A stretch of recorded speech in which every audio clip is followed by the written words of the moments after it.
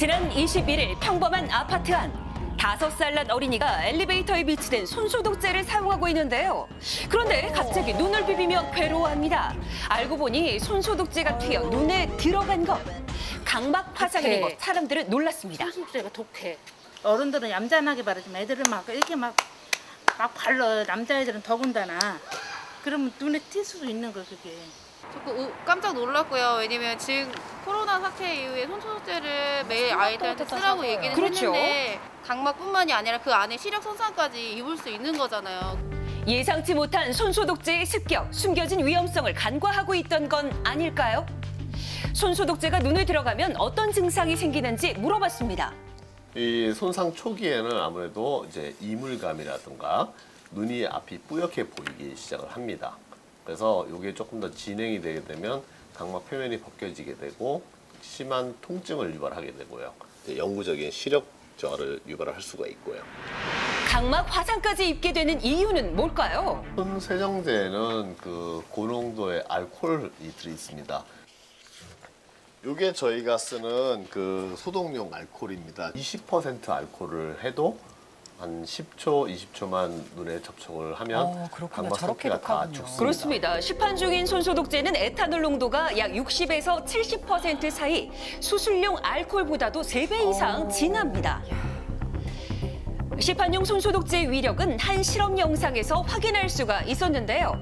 자, 장갑에 손소독제를 묻힌 뒤 담뱃불을 대보니 순식간에 불이 옮겨 붙을 정도였습니다. 알코올 성분이 많다는 거죠? 손소독제 때문에 자칫 시력을 잃을 수도 있었던 상황.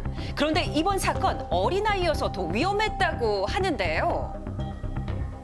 손소독제가 그 설치되어 있는 위치가 성인 기준으로 한 이 배 위치 정도. 그렇죠. 그래서 높이를 재보니 약 90cm. 성인이라면 허리쯤 오는 위치라 별 문제가 없겠지만 5살 전후의 어린이들이 사용할 땐 소독제 분출구가 눈과 비슷한 높이에 있게 됩니다. 그래서 무심코 누를 경우 충분히 눈으로 튈 수 있는 그런 상황인데요. 분사되는 양이 일정하지 않은 손소독제. 과연 3개 누르면 얼마나 멀리 나갈까 직접 눌러봤더니 5cm까지 분사가 됩니다. 5cm요? 공용 공간에 비치된 손소독제가 어린이들에게 위협이 될 수도 있는 현실인데요. 사건 이후 한 아파트에는 전에 없던 안내문이 붙었다고 합니다. 어린이가 손소독제를 사용할 때 주의사항을 알려주고 있는데요. 이렇게 쓰는데 여기 문을 보니까 이게 붙여져 있더라고요. 언제 어디서 닥칠지 모르는 생활 속 위험 상황. 안내문을 통해 주민들에게 경각심을 심어주고 있었습니다. 우리 애들이 그렇게 해서 이제 화상이 된다 생각하면 끔찍하죠. 예. 각막이 벗겨지면 눈이 또 실명이 될 수도 있을 것 같더라고요. 당연히 붙여야 된다고 생각해요. 왜냐면 그 손소독제 위치가 아이들한테는 조금 높은 위치에 되어 있거든요. 그래서 좀 더 의식하고 사용해야겠다라는 생각이 드는 것 같아요.